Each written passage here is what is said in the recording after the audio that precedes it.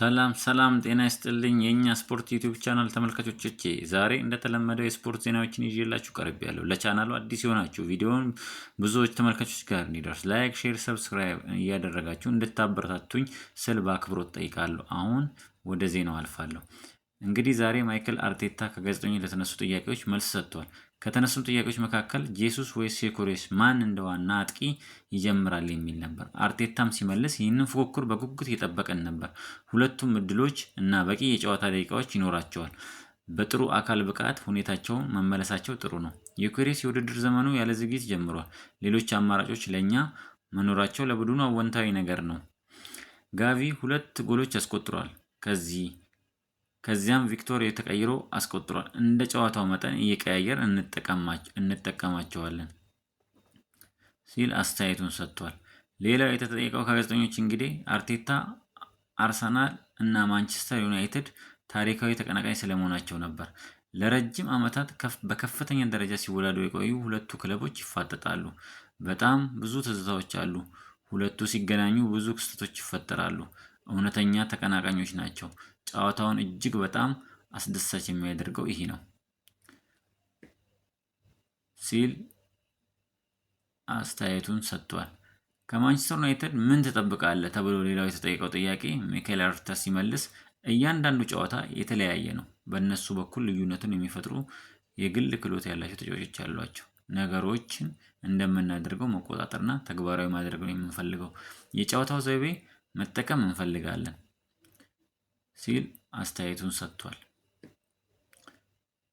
ሌላው የተጠየቀው ጥያቄ ፔፕ ጋርዲዮላ በመግለጫው እንግዲህ ዛሬ አስተያየቱን ሰጥቶ ነበር። በሱ ዙሪያ ነበር የተጠየቀው። ፔፕ አርሰናል በዓለም ላይ ያለው ምርጥ ክለብ ነው ማለቱን ትክክል ነው ወይ ተብሎ ተጠይቆ ነበር።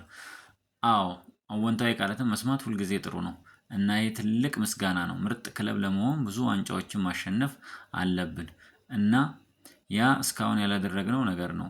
ግን ግባችን በየቀኑ ምርጥ እንቅስቃሴ ማሳየት ነው እና ያንን እስክናሳካ ድረስ መስራታችንን አናቆምም። ዮኬሬስ ከኢንተር ሚላን ጋር ቋሚ 11 ውስጥ ባለመካተቱ ተበሳጭቶ ነበር ተብሎ ለተጠየቀው ጥያቄ ሚኬል አርቴታ ሲመልስ ከአጥቂዎች የምትጠብቀው ይህ ነው። ቪክቶርም ያደረገው ይህን ነው። ነገር ግን ከሌላ ተጋጣሚ ጋር ሲሆን እና በተለያየ መንገድ ለመጫወት ምርጡን አሰላለፍ መምረጥ አለብኝ ሲል አስተያየቱን ቆይቷል። ሌላው እንግዲህ ዛሬ ፔፕ ጋርዲዮላ በዕለተ አርብ እንግዲህ በሰጠው ጋዜጣዊ መግለጫ ስለ አርሰናል አንስቶ ነበር። ያለውም ፔፕ ጋርዲዮላ ስለ አርሰናል በአሁኑ ጊዜ በዓለም ላይ ምርጡ ቡድን አርሰናል ነው። ሻምፒዮንስ ሊጉን ተመልከቱ፣ ፕሪሚየር ሊጉን ተመልከቱ፣ እንዲሁም ለኤፍኤ ዋንጫ እና ለካራባ ዋንጫ የተፎካከረ ይገኛል። እኛ ልንቀራረብ እንደምንችል ተስፋ አደርጋለሁ ሲል አስተያየቱን ሰጥቷል። ሌላው እንግዲህ ዛሬ መግለጫ ከሰጡት አሰልጣኞች መካከል የማንቸስተር ዩናይትድ አሰልጣኝ ነበረ። እርሱ ምን አለ? አርሰናልን ለመግጠም ጓጉቻለሁ ሲል አስተያየቱን ሰጥቷል። አዲሱ የማንቸስተር ዩናይትድ አሰልጣኝ ማይክል ካሪክም የማንቸስተር ዩናይትድ ጊዜያዊ አሰልጣኝ ማይክል ካሪክ አርሰናል ጨዋታ በጣም ጓጉቻለሁ። አርሰናል ምርጥ ቡድን ነው። ብዙ ጥራት ያላቸው ተጫዋቾች አሏቸው። ትልቅ ፈተና ነው። ጨዋታውን በቀላሉ እንደማይመለከቱት የገለጹት አሰልጣኙ ነገር ግን በጥሩ መልኩ መመልከት አለብን ሲሉ ገልጸዋል። ስለ ቡድናቸውም ያነሱት ካሪክ አንድ ጨዋታ ብቻ ምርጥ ቡድን አያደርግም፣ ነገር ግን ጥሩ መስራት ይሆነናል ሲሉ ስለ ደርቢው ድል ተናግረዋል። በቡድኑ ውስጥም ጥሩ ድባብ አለ፣ ነገር ግን ከፊታችን ምን እንዳለ እናውቃለን። በራስ መተማመን እና በትኩረት መካከል ሚዛን ማግኘት አለብን ሲሉ ጨምረው ተናግረዋል። የትኛውም ውሳኔ የአጭር ጊዜ አይደለም። ክለቡ በጥሩ ሁኔታ ላይ ሆኖ የማስረከብ ኃላፊነት አለብኝ ሲሉ መጨረሻ አስተያየታቸውን ደምድመዋል። የቀድሞው የአርሰናል ተጫዋች ኢማኑኤል ሉዊስ የአርሰናል አስተያየቱን ሰጥቶ ነበረ። የአርሰናል ክንፍ ተጫዋች በዮኬሬስ ላይ የበለጠ ትኩረት ማድረግ እንዳለባቸው ይናገራል። ፖርቹጋል በነበረበት ጊዜ በደንብ አይቼዋለሁ። እሱ በጣም ጎበዝ አጥቂ ነው። እሱ ጠንካራ ነው። ነገር ግን ችግሩ የክንፍ ተጫዋቾቹ በበቂ ሁኔታ አይጠቀሙበትም። ሁሉም ጎል ማግባት ይፈልጋሉ። እሱ ግን አጥቂ ነው።